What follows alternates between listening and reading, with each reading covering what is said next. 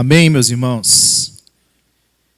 Hoje nós vamos fazer a leitura de um texto bastante conhecido, mas que tem aqui alguns ensinamentos valiosos para a nossa vida nesse ano. Amém? Hoje eu quero ler com você o texto de 2 Reis, capítulo 4, a partir do verso 1.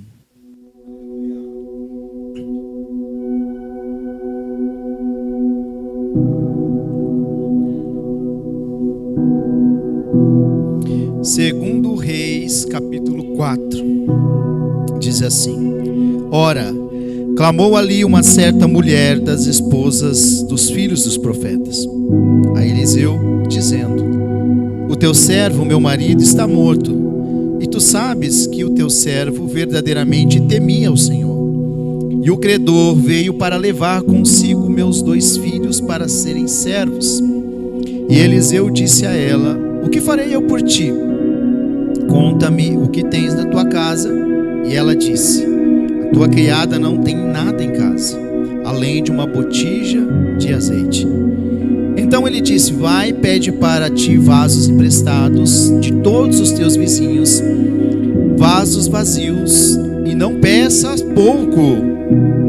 E quando tu entrares, fecharás a porta diante de ti e diante dos teus filhos, e derramarás dentro de todos os vasos, e tu porás de lado aquele que estiver cheio.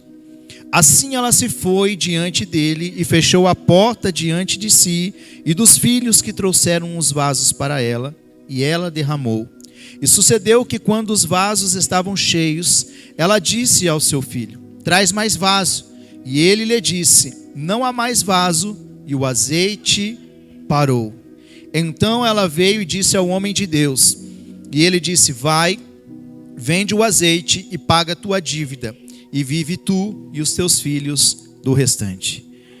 Jesus, muito obrigado, Senhor, pela tua palavra que foi lida, Senhor. Obrigado por este tempo tão precioso de adoração que tivemos. Obrigado pela tua presença que se manifestou em meio à adoração, em meio aos louvores, Pai. Obrigado também pela adoração, quando te adoramos também com os nossos bens, Pai.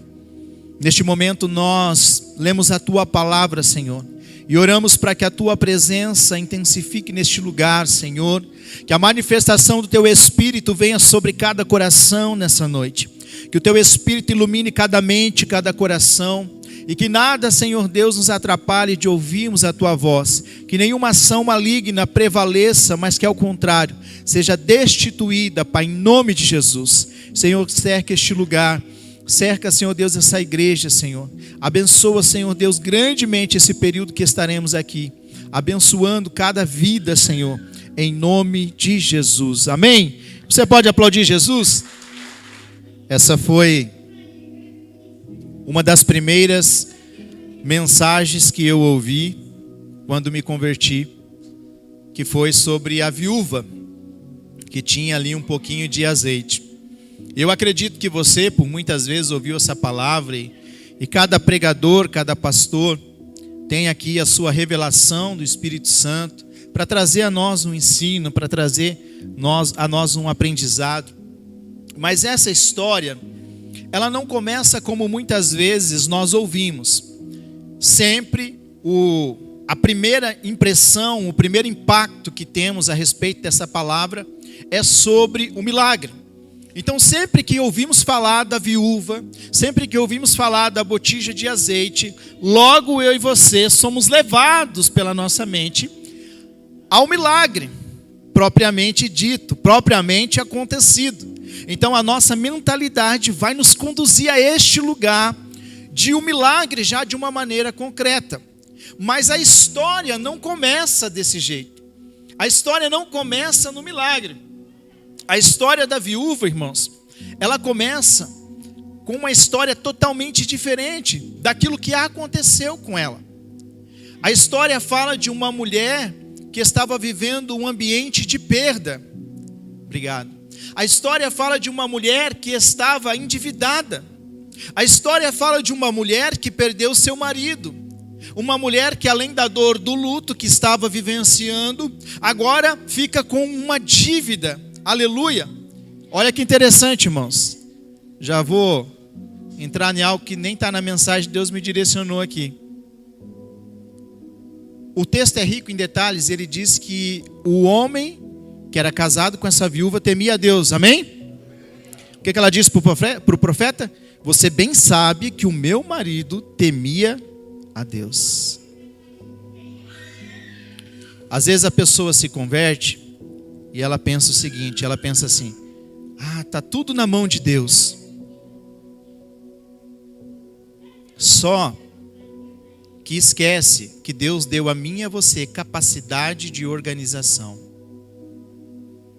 Aí o cara tem dentro da sua casa, muitas vezes, dívidas ou negócios que ele não conta para a esposa. Já é um casamento que não está muito dentro do padrão bíblico, mas vamos lá. Não era sobre família, né? Mas é domingo, é ceia. Nós vamos caminhar aqui dentro do que o Espírito Santo direciona. Eu que não sou bobo, depois de chegar em casa e ficar levando puxão de orelha do Espírito, me acordando de madrugada porque que eu não falei. Então, vamos lá. Quando a pessoa casa, ela perde, irmãos, automaticamente o seu direito de agora ser dois, porque a Bíblia fala que agora é um, né? Então não tem a condição de, isso é meu, isso é seu. Não, irmãos, é um, é para caminhar junto. Meu celular tem senha e minha esposa não sabe. Não, está errado. Minha esposa tem que saber, minhas filhas têm que saber. Eu tenho senha no meu celular, minhas filhas mexem, minha esposa mexe, todo mundo sabe qual que é a senha. Então o que acontece com o crente? O crente pensa o seguinte, vou falando do homem. Eu temo o Senhor, né? Eu sou de Jesus. Mas então eu tenho que conduzir a minha vida sem organizar a minha vida. Aí o que acontece, irmãos? O dia de amanhã pertence a quem? Ao Senhor. E se o Senhor recolhe? Fica viúva, além de ficar desnorteada, fica endividada. O cara tinha, não estou falando de quem não tem condição, irmãos. Eu estou falando, o cara tinha uma organização financeira, ele podia fazer isso, ele não fez porque não quis. Poderia o cara ter feito um seguro de vida, ter organizado alguma coisa para deixar a esposa colocada e o marido. Não fez.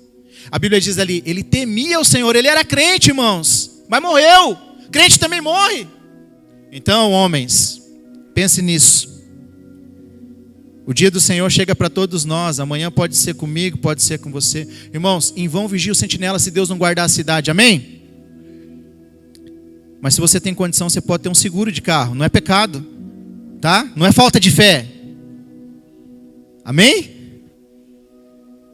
Muita gente é ignorante, irmãos, em relação a essas coisas. Alguém disse assim para mim: nossa, pastor, você fez seguro da igreja? Eu disse sim. Isso chama-se administração. Por quê? Irmãos, nós temos placa solar. Se queimar uma placa, você sabe quanto custa para trocar? É muito caro.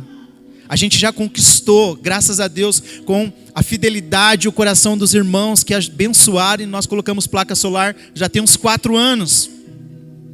Foi difícil. Hoje para colocar é difícil, irmãos. Aí nós estamos vivendo. Paraná nunca teve furacão.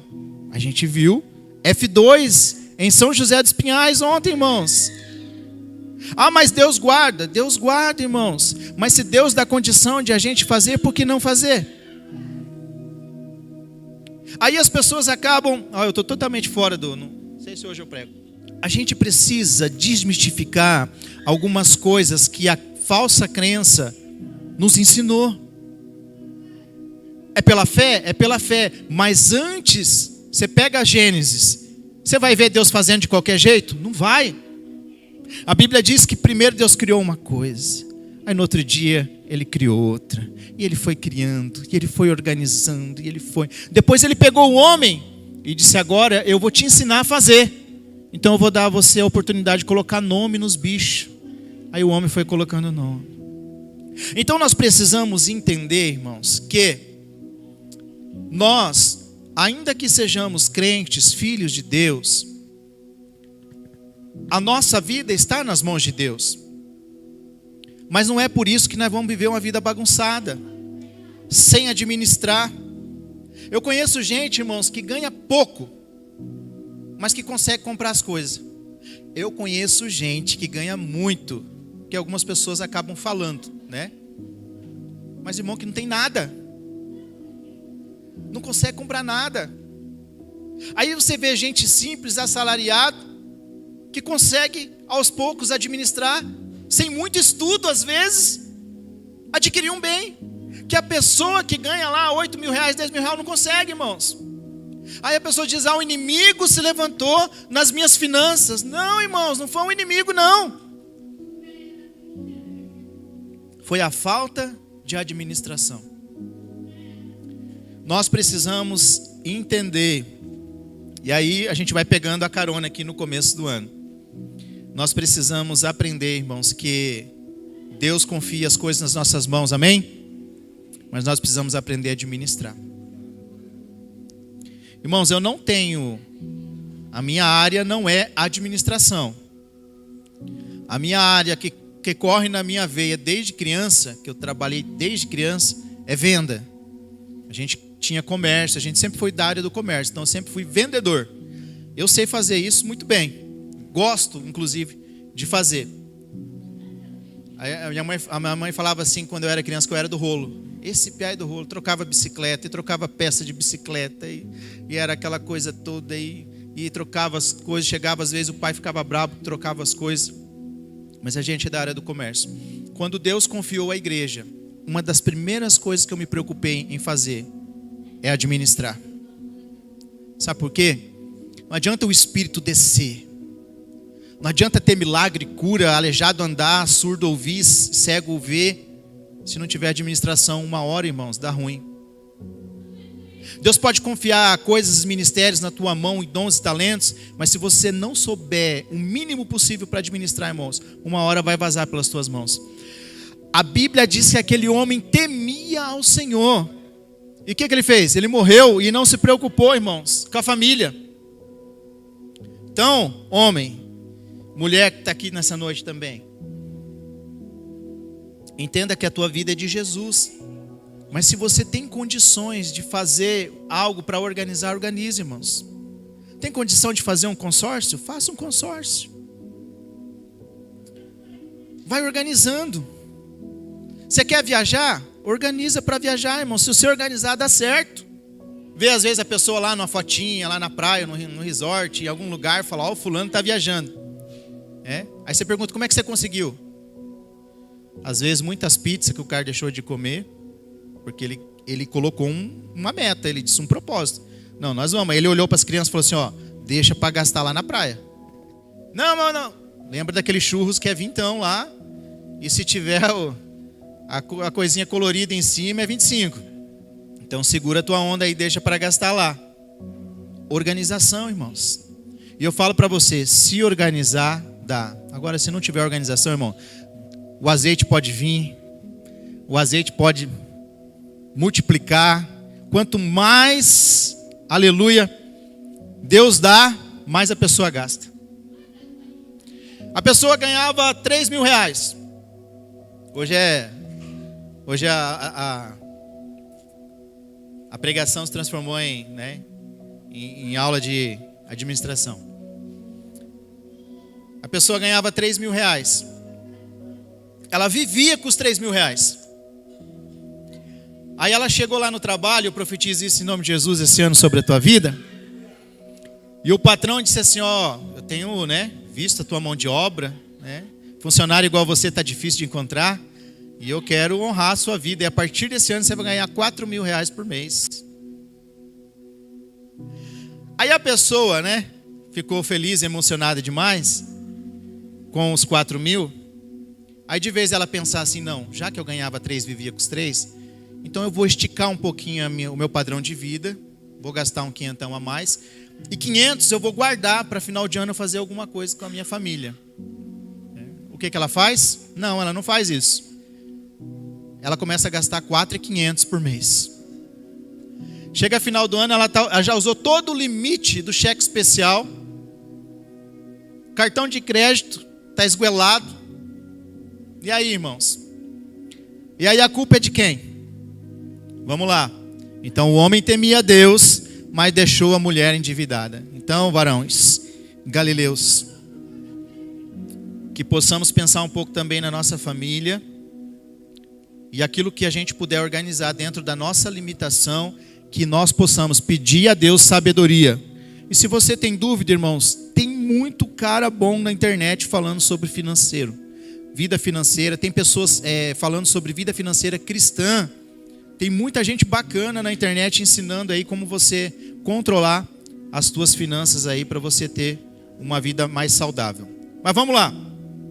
Então a história começa nesse contexto. Essa mulher está vivendo um desespero. Ela está perdendo os filhos porque os filhos iam ser tomados como escravos. E aí, irmãos, ela precisou tomar alguns posicionamentos necessários aqui. E aí, vamos lá. Primeiro deles, essa mulher, ela não romantizou a dor. Ela apresentou a verdade. Irmãos, ela não chegou para o profeta e disse assim: ô Eliseu, vou falar para ti, Eliseu, tenho vivido dias difíceis, rapaz, o diabo tem se levantado contra a minha vida, rapaz, o meu marido está ali e me deixou endividada, rapaz, meu marido era um cara que, não, ao contrário, ela honrou o marido, ela disse assim: olha, profeta, o meu marido temia ao Senhor. Ela não é aquele tipo de mulher rixosa, né, que lá na festa familiar expõe o marido, e aí denigra a imagem do marido, né? Aí briga com o marido, põe na internet e no outro dia está tudo bem, né? Aí fica aquela coisa meio desconfortável. Mas essa mulher não romantizou a dor, irmãos. Ela apresentou a verdade. Ela chegou para Eliseu e disse assim: Eliseu, os meus filhos vão ser vendidos em troca da dívida. Eu não tenho mais o que fazer. A minha condição e a minha situação é essa. Aleluia. Ela apresentou a verdade, irmãos. Ela não se vitimizou. Ela não jogou a culpa em ninguém. Ela não jogou a culpa da condição dela no diabo. Ela não jogou a culpa dela nem no marido, que deixou ela endividada. Ela não jogou a culpa em terceiros. Ela não jogou a culpa nos irmãos. Ela não jogou a culpa na igreja. Ela não jogou a culpa no pastor. Ela não jogou a culpa nos crentes. Ela bateu no peito e falou: ó, é eu que preciso de mudança.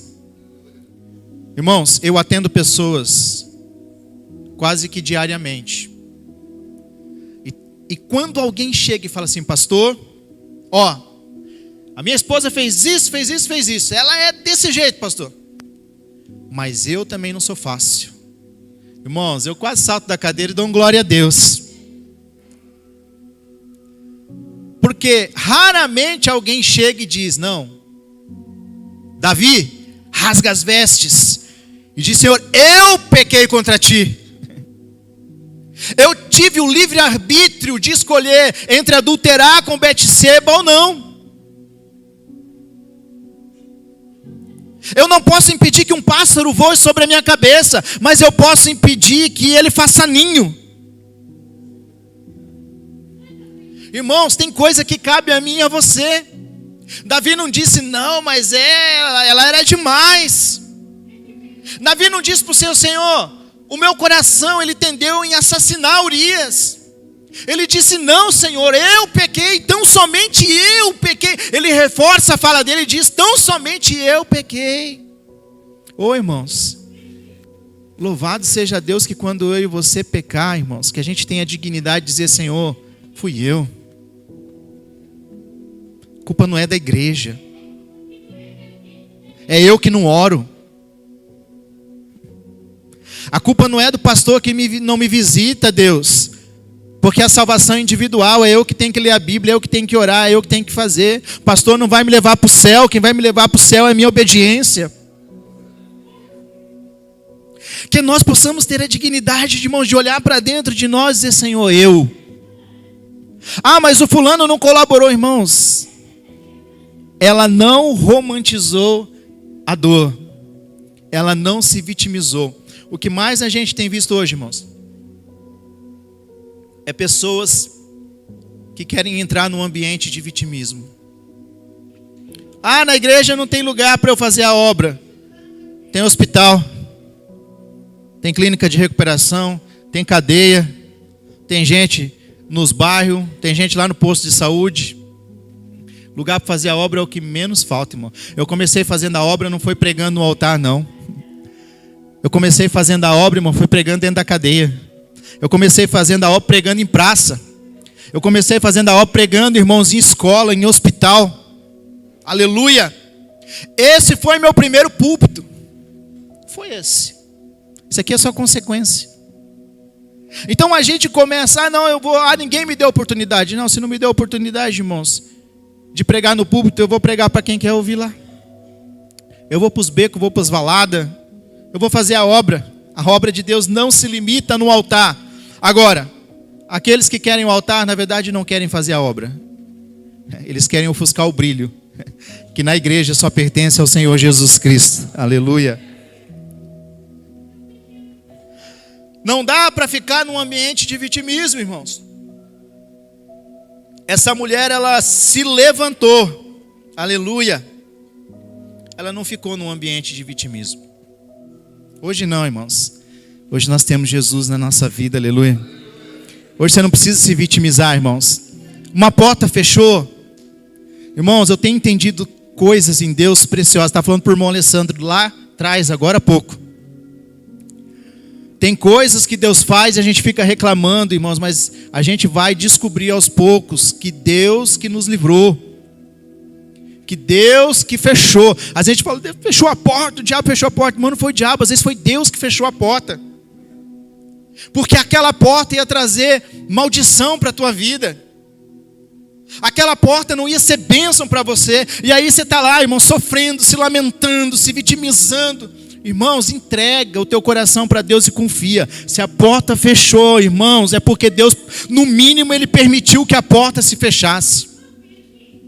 Ah, a porta abriu. Glória a Deus que a porta abriu, irmãos, porque Deus abre também. Então a primeira coisa, irmãos, é não habitar num ambiente de vitimismo. Aleluia, se você quer ver o milagre de Deus. E segundo, esse aqui é muito interessante. Eliseu não perguntou o que ela precisava. Quando ela disse, olha, meus filhos vão ser vendidos e tal, ele não falou, mas o que você precisa? Teu filho vai ser vendido, você está aqui, teu marido morreu, o que você precisa? Não. Qual que foi a pergunta do profeta? O que você tem? Aleluia. O profeta disse, o que você tem? Sabe por quê, irmãos? Milagre não começa a partir do que nos falta, mas com aquilo que já temos. Aí tem gente que passa a vida inteira buscando um milagre a partir daquilo que não tem. Ah, se eu tivesse um carro, eu ia fazer a obra de Deus. Irmão, Deus conhece o nosso coração. Se você tivesse um carro, às vezes nesse horário, no domingo, você está lá na prainha. Deus conhece a intenção do coração, irmãos. Irmãos, eu ia pregar a palavra, eu ia de Princesa dos Campos, eu fui de Viação Itaipu. Quando eu comprei uma moto, eu ia de social, porque eu preguei muita igreja pentecostal antigamente, né?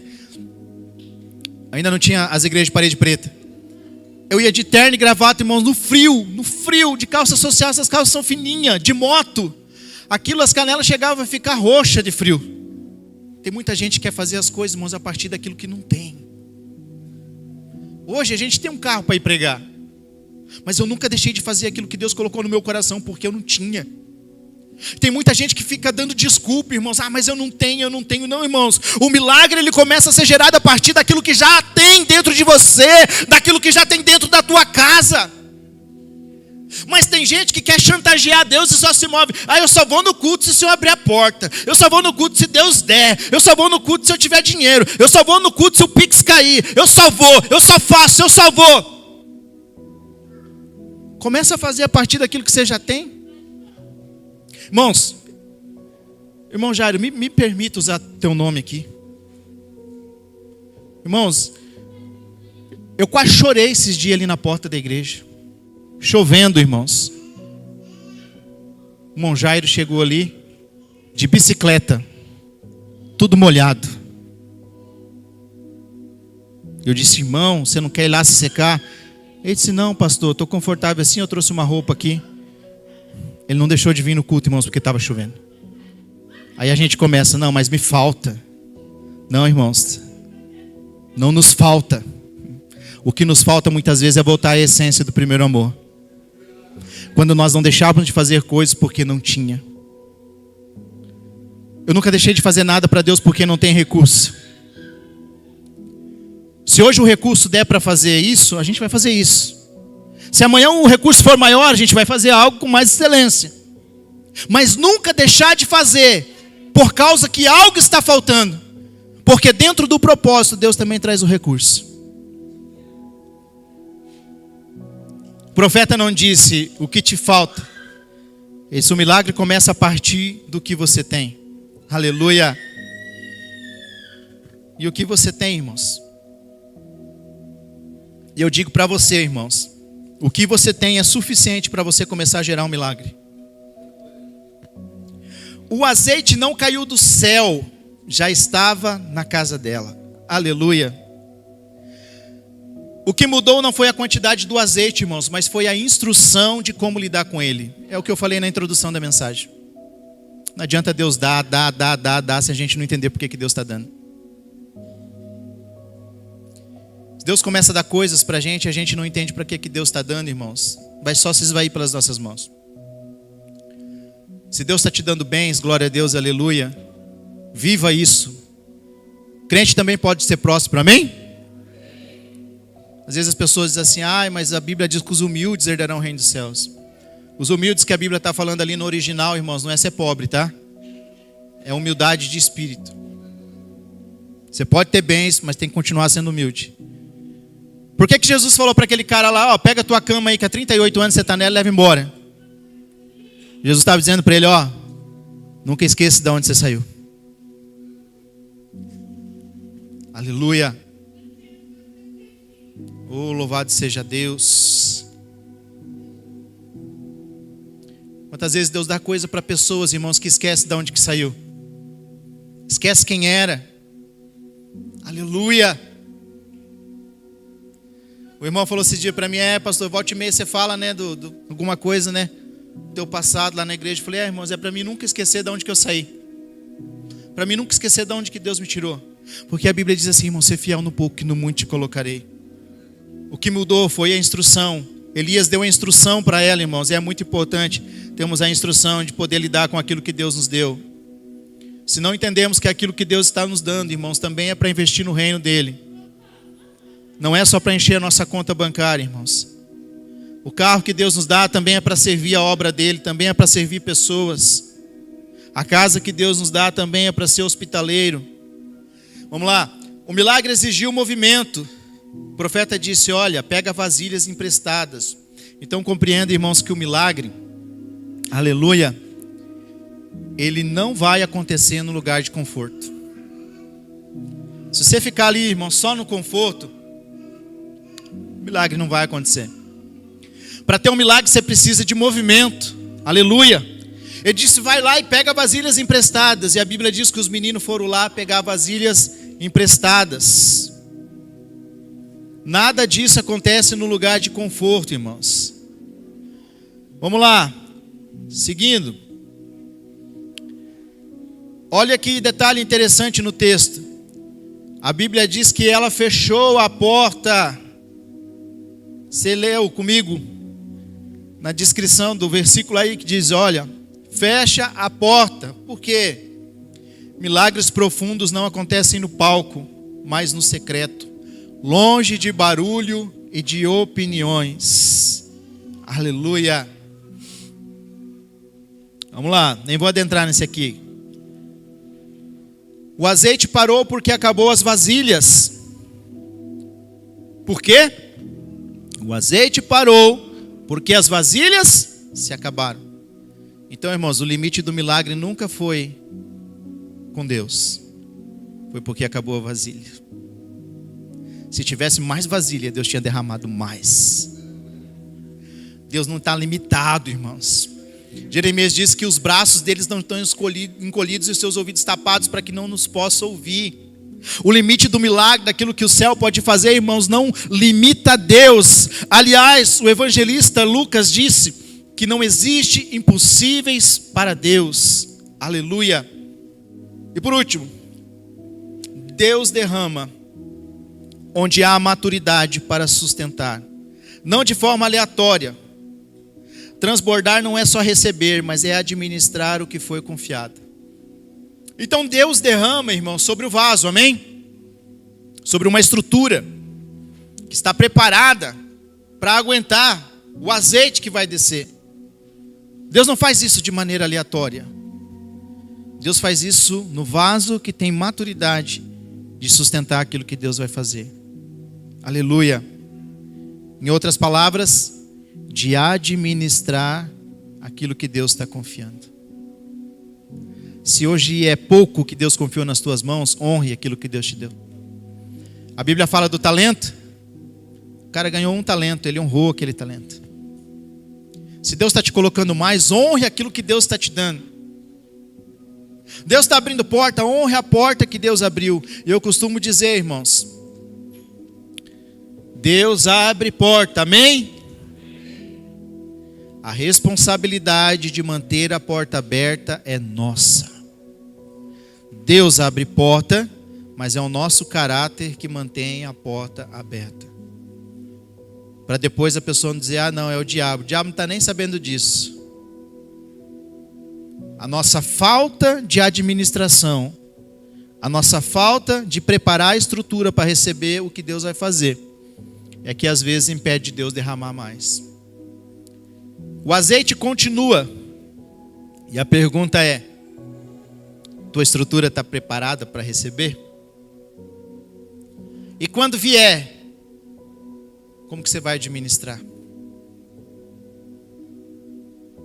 Aí às vezes a pessoa está vendo, Deus está apontando um crescimento aqui. Você está preparado para o crescimento? Deus está apontando aqui que acho que eu vou ter que alargar a tenda nos meus negócios. Você está se preparando para alargar a tenda? Ou você está vivendo só de maneira aleatória? Irmãos, após a pandemia eu entendi uma coisa que já estava no meu coração. Que a pandemia acelerou um processo que era para ser mais para frente. E fez com que as pessoas tivessem muitas crises de pânico, ansiedade, estivessem perdidas no propósito e precisariam de instrução. E aí ano passado Deus colocou no meu coração, essas pessoas vão precisar de uma orientação. Esse é o teu chamado, então se prepare para isso. O que eu fiz? Eu vou estudar para me preparar melhor. E hoje eu já estou, irmãos, concluindo 75% das 2 pós-graduações que eu estou fazendo. Uma delas em aconselhamento cristão. Deus está apontando, prepara a estrutura. Não espera o azeite chegar, irmãos, porque quando o azeite chegou, ela não tinha vasilha. Consegue entender isso aqui? É espiritual, mas também é para a tua vida profissional. O azeite está lá, irmãos, o céu está com azeite para derramar. Mas a estrutura não está preparada. A organização não está preparada. A administração quase que não existe. E sem isso, irmãos, o azeite vai vir. Infelizmente ele vai se esvair. Agora, se o azeite vir, tiver administração, tiver organização, tiver estrutura, irmãos, aleluia, você vai viver não só um milagre, porque essa mulher não viveu só um milagre, ela viveu uma sucessão de milagre, porque foram vários. O azeite vinha enchendo as vasilhas. Foram várias vasilhas que foram enchendo. Então, irmãos, esse ano, se você quer viver o que Deus tem para derramar, você precisa preparar a tua estrutura. Você precisa preparar esse vaso. Pastor, como que eu faço isso? Ore. Comece a orar para Deus. Deus, o que o Senhor tem para a minha vida esse ano? É ministerial? Eu vou estudar e vou me preparar para o ministério. Se o Senhor quer me usar em alguma área, eu vou me preparar para ser usado nessa área. Irmãos, acabou aquela cultura que as pessoas tinham de para Deus é de qualquer jeito. Não é, irmãos. Você não vai ver isso na Bíblia. Você não vai ler um texto, inclusive o texto diz: aquele que faz a obra de Deus, maldito é que faz a obra de Deus relaxadamente. Aquele negócio de, Deus é o último, Deus é o resto do meu tempo, Deus é isso. Não, irmãos, para Deus é a primícia. Você vai fazer algo para Deus, irmãos, faça com um coração alegre. Até para ofertar tem que ter alegria. A Bíblia diz lá em Coríntios assim, que Deus ama aquele que dá com alegria. Irmãos, se é para fazer de qualquer jeito, então eu te aconselho, irmão, não faz. Se é para dar para Deus alguma coisa de qualquer jeito, irmãos, não dá. Porque o dia que Deus for te abençoar, irmãos, você pode ter certeza que a palavra de Efésios se cumpre. Deus faz além daquilo que nós pensamos e pedimos. Irmãos,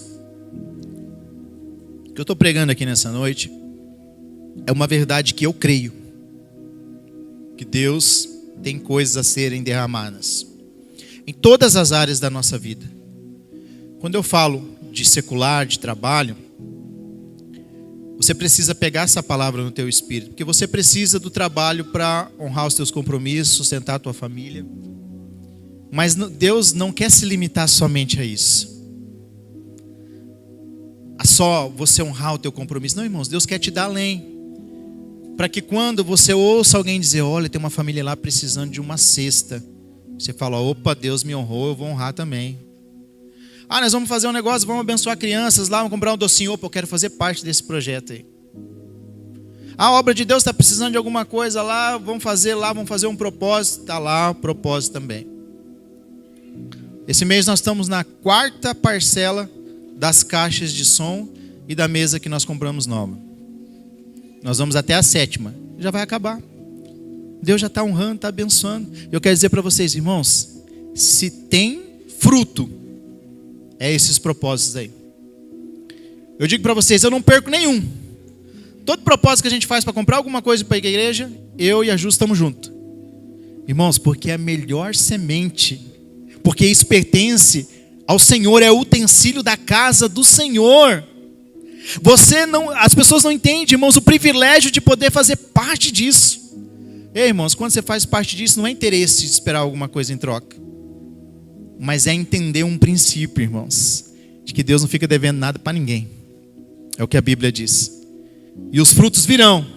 Os frutos virão. E muitos vão glorificar a Deus pelos frutos. Amém? Vamos ficar de pé? Prepara o teu vaso aí, irmãos. Organiza o teu vaso. Organiza. Administra. Aleluia. Procure entender um pouquinho mais sobre o assunto. Aí a gente tem uns órgãos também aí federais, e tem um Senac, tem um Senai. É só sair do conforto, irmão. Tem muita coisa disponível aí.